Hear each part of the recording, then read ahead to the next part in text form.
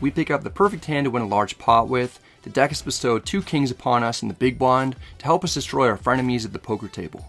The cutoff limps in. He's the same player who we beat with 8 deuce offsuit in the first hand of our high stakes portion of the session. The player on our right in the small blind has no sympathy for people who limp around. He raises to 240. The small blind has been raising to isolate and punish the limper fairly often. It's not conduct that's appropriate when royalty is present. We put in the 3-bet to 700 to show him what's up. I expect the cutoff to fold quickly. He has other ideas. He limp calls the 3-bet for 660 more. I didn't see that coming at all. The cutoff only has about 3,600 more in his stack. The small blind isn't sure what's going on, but he doesn't like it. He folds. It's down to heads up and we're out of position. The flop comes queen 9-5 with 2 diamonds. We have an overpair to the board, but no diamond. It's still nice that there's no ace out there. I'd like to get all the money in as soon as possible. I bet 1,000. The cutoff doesn't appear to want to let go of his cards just yet. He may have somehow connected with this flop in a big way because he rips it in our face for 2,600 more. There's no chance that we're getting away from our hand for this price. We call, hoping that we're not completely crushed. The opponent asks if we want to run it once or twice. It's up to you. I have kings. You can do whatever you want. Without showing what he has, the opponent chooses for us to run it twice. It doesn't make a difference in the long run. It just reduces variance in the short run if you run it twice. This is a big game for me, so I'm happy to reduce the variance anyway. The opponent indicates that kings are ahead, at least at the moment. The first turn is the ace of hearts. I don't like seeing it. That card is followed by the 7 of spades, so I lose to hands like ace queen or ace high flush draws that turn to pair. The second turn is the deuce of diamonds. I again lose to ace high flush draws. The final card is another 9. This is about a $9,000 pot. Assuming the opponent got it all in against us with anything reasonable, I'd be happy if we could somehow win half of this. The issue is that the opponent shows that he jammed on us with pocket deuces, which is not reasonable at all, and we somehow only win half of this. We had the opponent in terrible shape, but he drills 1 of 2 outs on the second run out to split the pot with us. Deuces, wow. One time. This one hurts badly to chop. It's rare to get it in that good, and to not win the entire pot feels like a loss. Sometimes it's tough to mentally come back from these situations. Rampage opens at 300 with queen 10 suited from under the gun +1, and you have pocket kings right next to him. I flat to set the trap. Part of why I showed the previous hand with the 2 ace queens is to drive home the fact that nearly every hand is getting 3-bet. With Rampage raising as the first player to act, I'm concerned that it might set off alarm bells if I immediately 3-bet. I might as well just play my hand face up at that point. For deception purposes, I like to sprinkle in some calls with aces and kings, especially if there are aggressive opponents behind me. We're fortunate that Jesse wakes up with jiggities on the button. He can mix in calls, but he 3-bets at 1,500. Rampage folds. Not only does my trap work out, there's another dynamic at play that benefits us greatly. Jesse has had aces several times this session, as well as some other strong hands like ace-king offsuit, mixed in with the 10-9 suited 3-bet, making him appear to be super aggressive, when really, he's just had it a huge majority of the time. He could think that I think he's picking on me and would potentially be making a move on him when I back 4-bet to 5,000. The graphics show that I have 3,700 behind, but I have around 4,500 or so on top of my 4-bet. Jesse won't be calling. He's either going to fold or jam. With how I played this hand and how Jesse thinks that I may be perceiving him, it'll be tough for him to get away. Jesse puts in the 5-bet shove. Our 4-bet sizing kind of handcuffed him. We make the call. Jesse's a buddy of mine. I turn over the kings first, imagining that they're best. Jesse shows that he has jacks for some extra run good, and because Jesse's a class act, he hits me with a slightly premature. The dealer asks if we want to go once or twice. I definitely don't want to run the risk of this chopping. I want to either get unstuck or be put out of my misery for the day. I say, let's just go once. If you get it, you get it. An $18,000 pot is at stake. If we can hold, we'll be out of the $6,000 hole we're in, and we'll actually be up a few thousand. The flop comes 9-5-3 with 2 clubs. It's great for us since we even have the backdoor flush draw.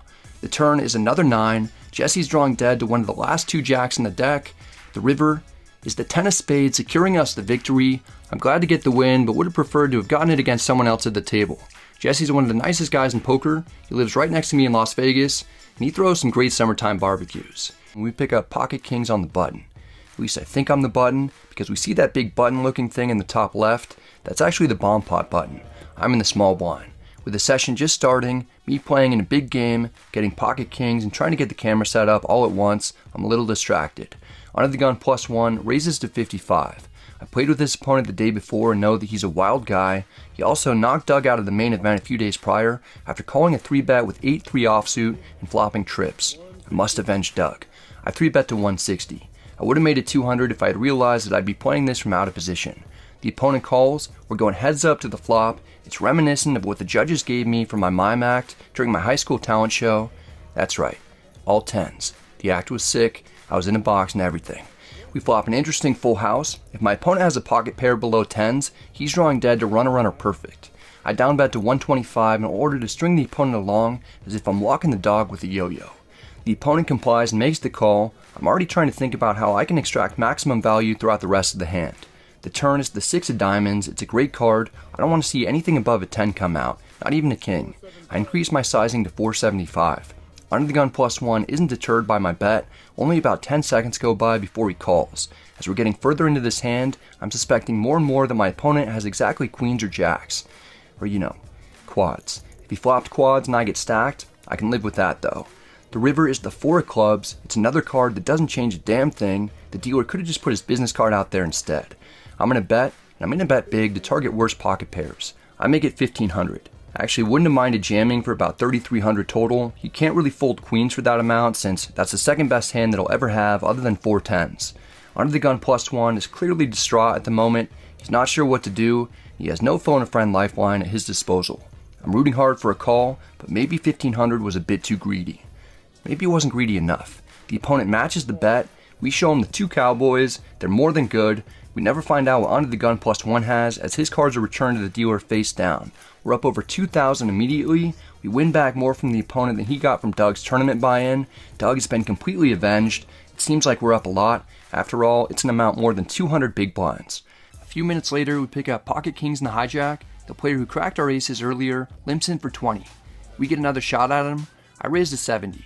The opponent on my left calls in the cutoff. The limper calls for 50 more. We're going 3 ways to the flop. It comes King Jack 7 rainbow. We have top set against multiple opponents. The middle position player checks. I reach for chips and bet 110. I'm not sure what these dudes have, but both opponents call. I'm guessing they have straight draws because there aren't many kings that are unaccounted for. The turn is the 6 of clubs. It's a great safe card. We still have the nuts.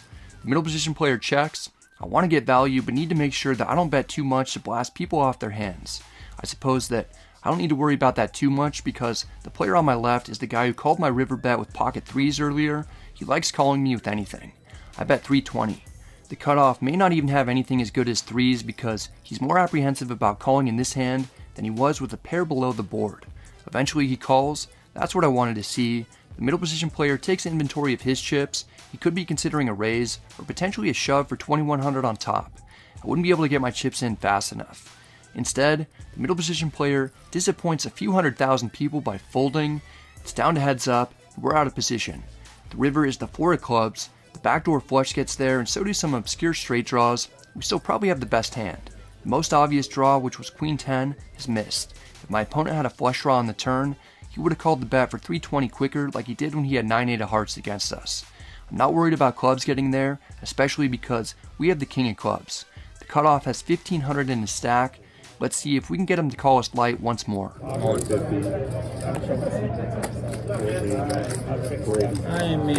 The opponent folds. If he'd made a straight, that would have been a complete disaster for us. The opponent is a viewer. Because of that, we show him that we weren't bluffing him. We have a very strong hand. The cutoff confirms that he folded Queen 10. Like this, ace on 9, ace on 9. Next we pick up pocket kings under the gun +2 with the straddle on. Under the gun +1 is first to act. He raises to 30. If I 3-bet while I'm second to act, it'll telegraph the strength of our hand. We may as well play it face up. Since there's been a lot of 3 and 4 betting anyway, I get a little creative and just flat, hoping that we can put in a back 4 bet if someone behind us re-raises. Our plan doesn't quite work out how we drew it up. The big blind calls, Mike calls, and the under the gun straddle. We've essentially turned our pocket kings into deuces as we go 4 ways to the flop, but at least we're in position. Now, what you want to do with deuces is drill a set on an ace high board. That's exactly what we do. The flop comes ace king 9 rainbow. We have about the sneakiest set that we'll ever have. I'm glad that I just flatted the initial pre-flop raise after all. It checks to the under the gun +1 player. He bets 50. There's really not much to be afraid of other than maybe queen jack or jack 10 making a straight. I call to keep as many players in as possible. The big blind folds, but Mike calls to close the action. 3 of us are still in. The turn is another 9, giving us a full house. If Mike has a 9, we can make piles of money. It seems that he might because he takes the initiative and leads for 250. It's almost a pot-sized bet. Under the gun +1 folds. The under the gun player just put out a massive bet. He's probably drawing extremely slim, if not dead. We don't want him going anywhere, plus we have position on him to make sure that the river doesn't check through anyway. I just call one more time. If the opponent's on a draw, I hope he hits it. The river is the 3 of clubs, so the backdoor flush draw gets there. The opponent has no quid in him. He cocks back and fires for 800. I hope he has a smaller boat or hit runner clubs. Flatting preflop couldn't have worked out more perfecter. Mike only has 1170 on top of his giant river bet. Let's see if he wants to play for everything. Come on.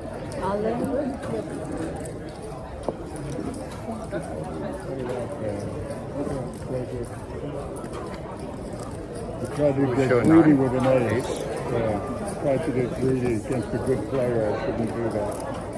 Okay. I had a very sneaky hand. Well done.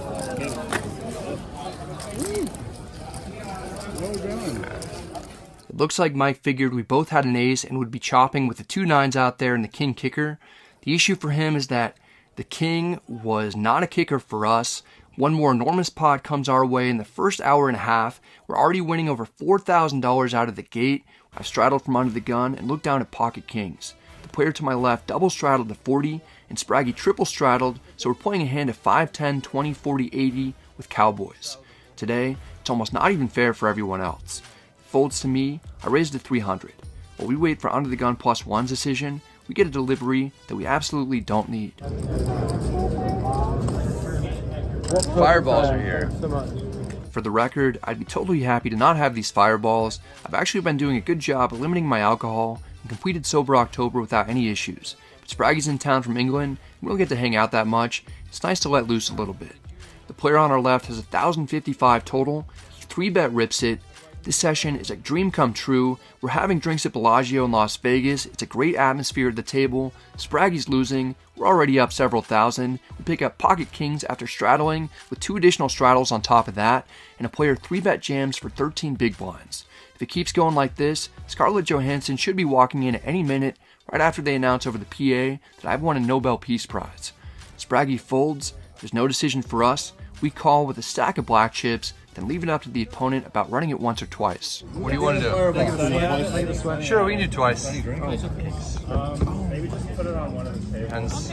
We're all in against pocket 10s for another big pot, and we're running it 2 times. The first flop comes ace-8-5 all spades. It's a sweat because we don't have a spade, but the opponent does. Spraggy makes it clear who he's rooting for. 1 spade, come on. Okay, that's good. How is this a real hand? Spraggy's disappointed as the first board runs out with the deuce of diamonds coming on the turn and the 7 of diamonds coming on the river. We win that one and are guaranteed at least half the pot. Flop number 2 comes ace-10-6 with 2 hearts. The opponent connects and drills middle set. Wow. Man, That's not good. The turn is the 4 of diamonds. We're drawing dead to 2 outs. The river is the 4 of clubs, giving our opponent a full house. It's a chop. We've run well today up to this point, so I'm okay with the outcome. Spraggy's ecstatic that we didn't scoop, while the opponent is still rooting for me in head-to-head battles against the Englishman. Nice job. Save your luck. how does a man get 10s in a 20, 40, 80 straddle for like 800 and you have kings? It would have been nice to have absorbed his stack into ours. Still, we're having a good night and there's reason to celebrate. Even though it's 2:15 in the morning and Sonny hasn't been dealt a hand in over a half hour, he's still hanging out with us and watching the action. It's one of the most fun poker sessions that I've ever played. With only Mark and I standing, 777 raises a 75 from under the gun +1 with pocket 6s. Mark has ace-5 offsuit in the cutoff. He puts in the 3-bet to 425. While all hope for the session appears to be gone, while I'm contemplating retiring from poker and finding a nice place to live in Antarctica, I take a glance at my cards and I see pocket kings in the 3rd blind. I've been waiting the whole session for something like this to happen. The situation is teed up perfectly. We've got the 2nd best starting hand in poker while playing the stand-up game against only one other person who just 3-bet, and I've been getting it in light all day. After already getting caught 4-bet jamming pre-flop or piles with ace-deuce offsuit earlier, the setup is ideal for me to 4-bet rip it in again for a massive amount, only this time with a monster. We let it fly. All in announced for his remaining 6,000. Efan is hoping that he gets something strong. He has 1 ace, but his other card is a fake ace. He won't be calling. That was so cool. Oh, everyone really cares.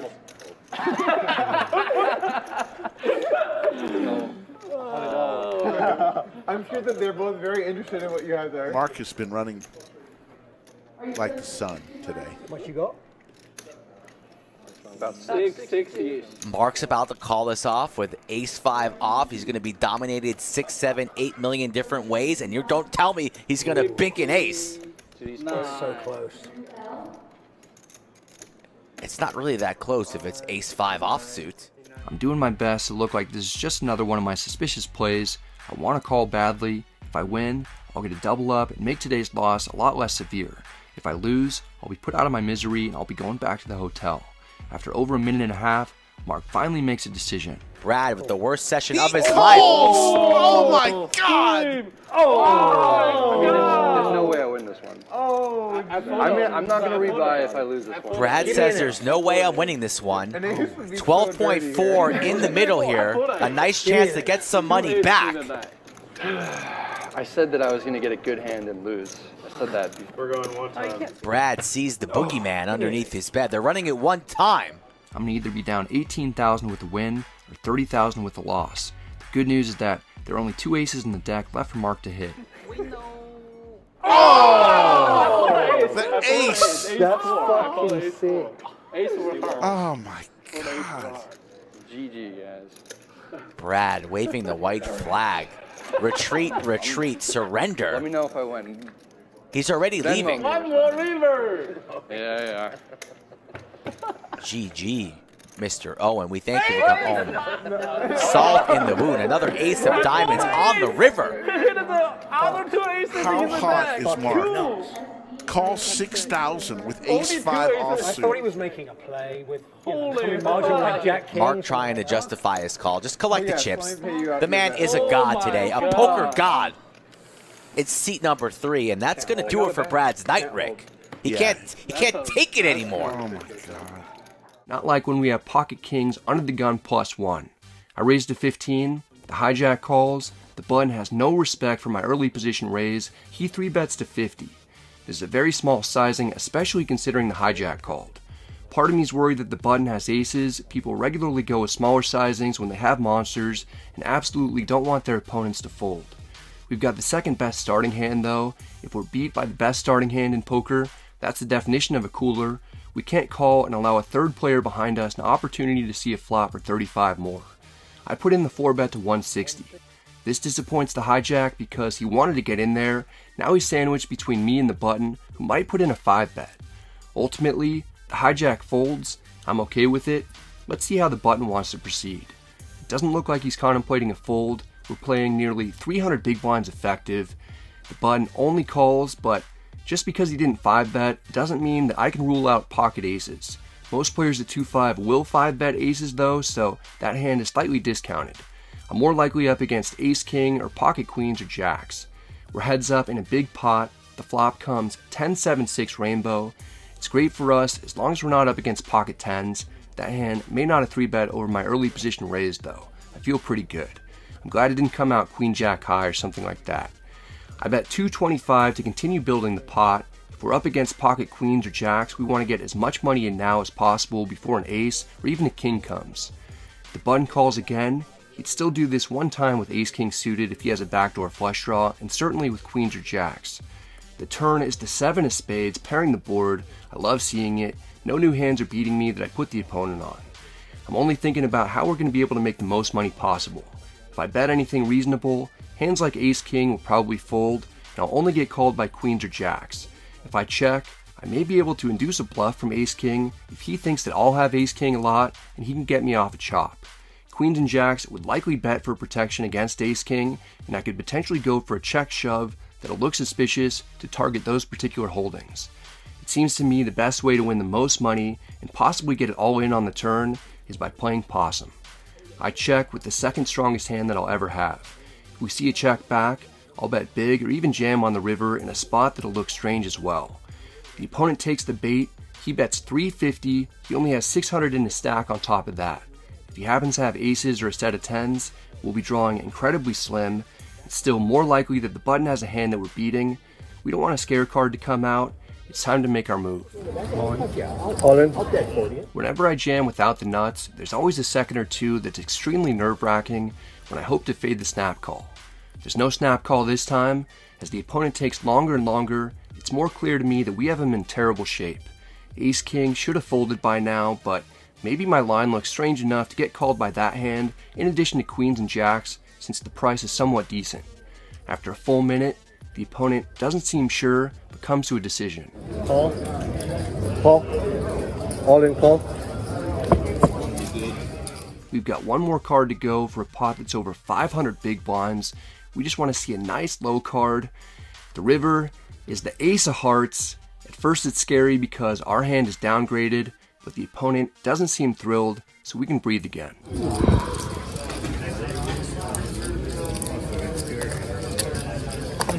Nice. It's an enormous all-in pot that goes our way. Although the button never showed what he had, he'd later confirmed that he had pocket queens, which is the main hand that we were targeting.